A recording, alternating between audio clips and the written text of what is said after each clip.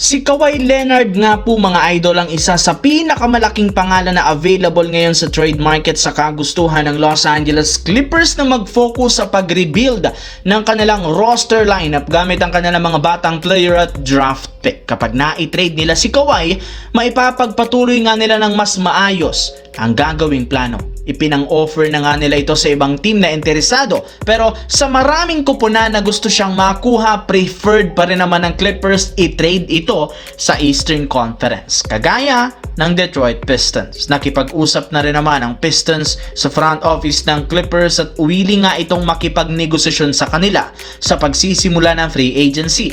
Meron nga po mga batang player draft pick ngayon na hawak ang Detroit na pwedeng ibigay sa Clippers sa kanilang gagamitin sa pag-rebuild ng kanilang lineup. Kaya malaki ang posibilidad na maging parte ng Pistons si Kawhi Leonard bago pa magsimula ang susunod na season ng NBA, lalo pat ayon sa report, interesado nga na kunin ng Detroit si Kawhi para i-partner kina Jalen Duren at kay Cade Cunningham para mapalakas ang kanilang lineup matapos malaglag sa playoffs ngayong season. Sa kabilang banda dito naman tayo, kalat nga sa social media ang balita na tinanggihan nga ni Walker Kessler ang offer sa kanya ng Utah Jazz na bagong kontrata na nagkakahalaga ng 5 years, $140 million. Mas gusto nga nitong makakuha ng mas malaking deal ngayong papatak na off-season. Dahil sa lumabas na balitang ito, muling nabuhayan ang pag-asa ng Lakers sa pagkuha sa kanyang talento at serbisyo. Kung inyo ngang matatandaan, ilang beses ngang sinubukan ni Rob Pelinka last trade deadline, ngunit bigo nga silang makuha itong maisa katuparan. Pero ngayon nga pong isa ng restricted free agent, si Walker Kessler, kailangan na lang naman nilang oferan ito ng mas malaking kontrata na hindi afford o hindi kaya ng Utah Jazz na posibleng abuti ng 30 million per year.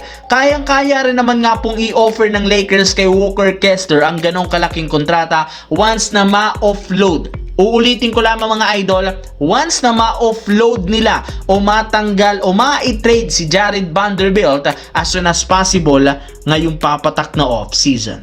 Sa kabilang banda, kagaya ng napag-usapan natin, though walang plano ang OKC Thunder na gumawa ng isang malakihang trade para mapalakas ang lineup, sinigurado ng team mapapa-improve nila ito sa susunod na buwan. And this time, plano ng Thunder makakuha na ipangtatapat kay Victor Wembanyama sa pagkuha ng isang 7-footer center sa NBA draft.